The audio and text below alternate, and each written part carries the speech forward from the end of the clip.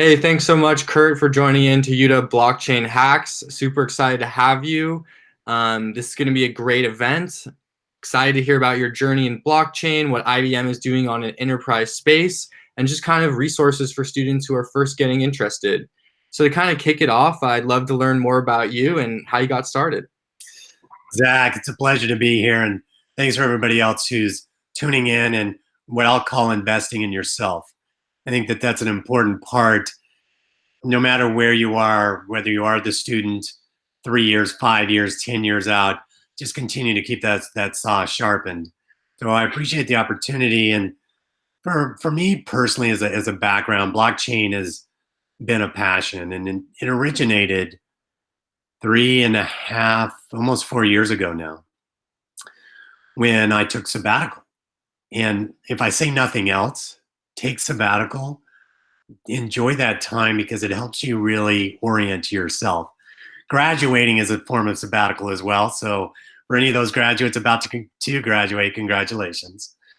But in my sabbatical, I found myself with time in really looking at what was interesting me. While I was there, I received a request from a group in the UK called Port Technology News. Excuse me. Now, the Port Technology News is out there leading the thought leadership for what happens in a port. How can ports be more effective, more efficient? And they were asking me to write something on analytics. And when I was putting it together, I filled out the column, good column, forward thinking, predictive, AI, what you would expect. And then it dawned on me, the ports sit in the middle of many participants.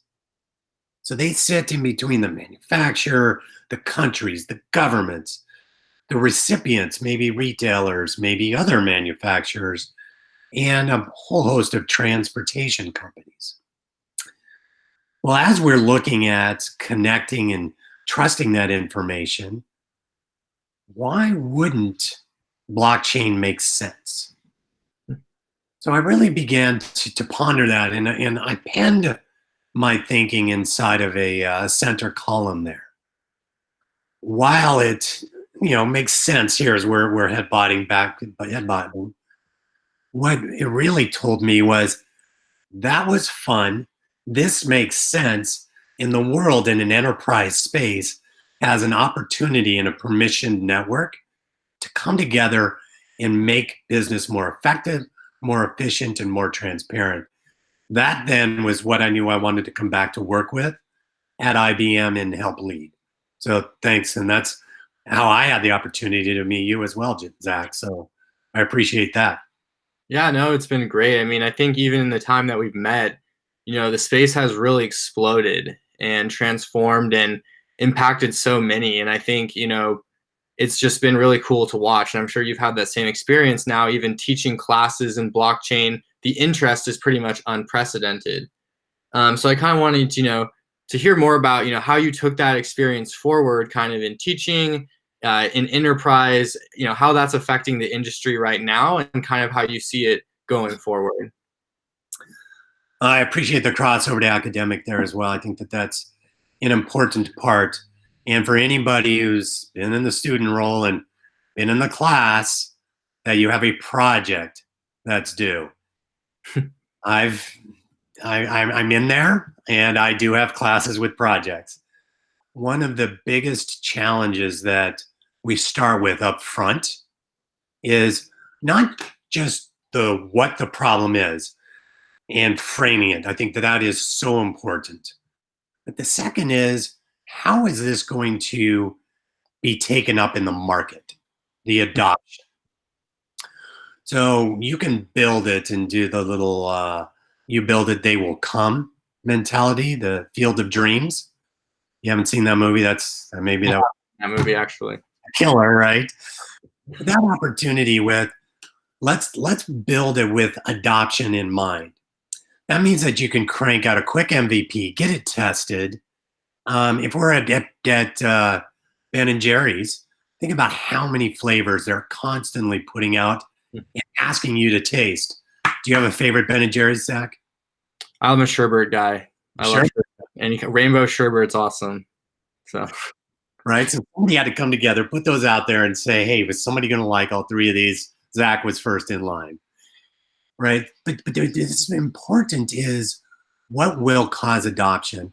And I'm going to flip over to crypto for a second. And we all know the 3.14, the Pi Day. But that means so much more in crypto because, yes, it had been traded. Yes, it was a little bit of the underground railway for crypto. But when it was out there and offered for pizza, that's when you kind of had that moment of, hey, we can actually exchange, and whether it be Bitcoin Cash and discounts you can have with Purse.io or opportunities to really use crypto, it goes back to a defining moment. And somebody's saying, I'd like to trade this for real goods. So any project that you have, look for that adoption moment and build that in as part of your MVP, your minimum viable product that you're trying to produce. Make it easy to adopt. So I know I didn't really answer the question about IBM enterprise network adoptions, and we can go there if you want. But I really wanted to grab that highlighter and say, look, no matter, maybe you're moving into entrepreneur space, look for that moment of where can I really assess my adoption.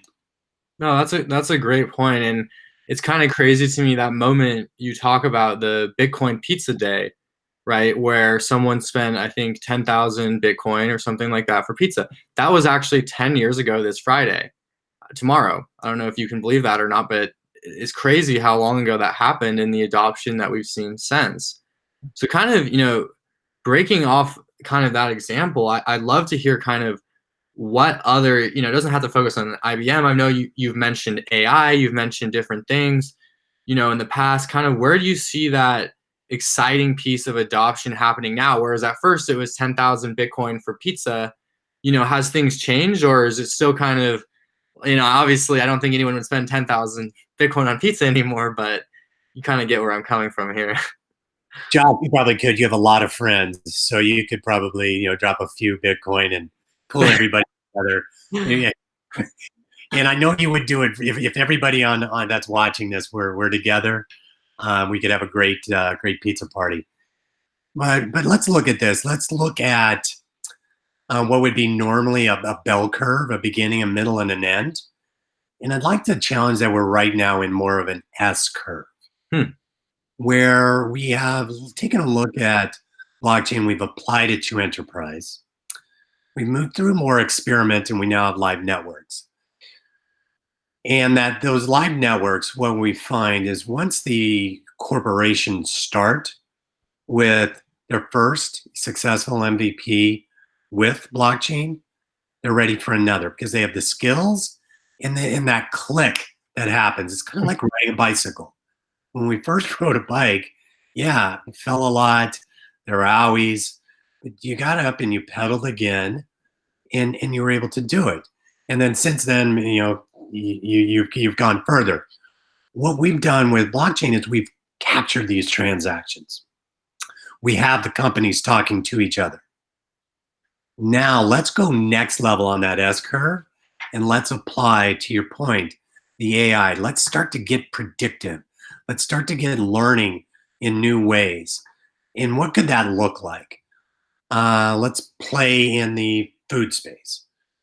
So to the point that we have now demand sensing for pineapples in a market. What is the demand signal that we're going to want more, or there's going to be new ingredients because the new sherbet rainbow flavored ice cream, that the sherbet that you picked out, we're going to introduce it into pineapple.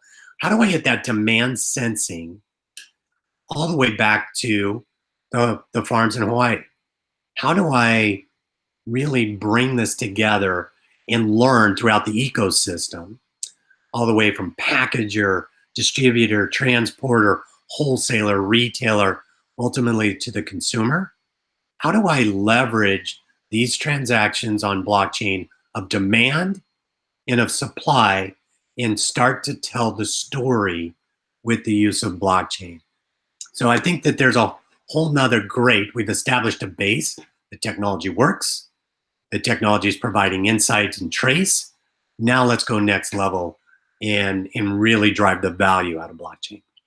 I like that example you give because I think for so many people who are entering this space, me even back in 2011, it's just kind of like, like what is this? Is this tangible? How can I relate this idea to the physical world around me? And I think, the pineapple works great because everyone knows everyone knows that a pineapple grows on some farm and then, some people like it on their pizza. And how does it get there? So I think, I like that example because it allows people to kind of visualize a pineapple going on a farm and then imagining it almost in an Excel sheet where that pineapple is on each thing and the information about it. So, I think that's a good point. I'm glad you brought that up because I think that the use cases are going to seem more real to people going forward than maybe the ones in the past, especially in how they interact with us in real life. But just kind of wanted to get your thoughts on that. Well, let's play with that because let's look at a reality situation. We right now have COVID on, all around us, and Yeah. there's PPE that's being required, so personal protection equipment that's being required for people that work at retail, people that work at restaurants, for ourselves. How do we know that that N95 isn't just a stamp? Hmm. How Yeah. do, how do we aggregate the supply that's going for PPE that's going to a hospital that says, oh, I can get PPE quicker if I go through this supplier, but can you trust that PPE? And then what if you're a supplier and you've turned on the manufacturing plants, you've produced equipment, now you'd like to voice it. So something as timely as trusted equipment, and that's one where I'm going to lean in. That IBM went ahead and said, let's build a marketplace and let's do it quickly. There wasn't a lot of time to get this set up. And if you typed in rapid, RAPID, you'd be able to see an example wherein, and I kid you not, 3 weeks, you had design and development of the availability of masks to outfits that need them. So now we have a marketplace that's been corrected or been created, and that's part of the magic of where we are in technology is we can build quickly, get it out, and continue to massage in a moment where it's needed. So I'm not trying to exploit.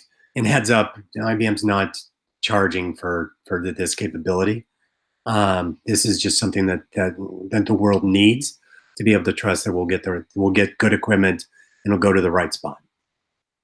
Do you think then, this is kind of more of a, philosophical question, I guess, but do you think then that blockchain has the potential to create positive change in the world through these enterprise adoptions, especially in times like COVID? I think you just mentioned a really good example about how IBM was able to deploy and implement something to move this equipment.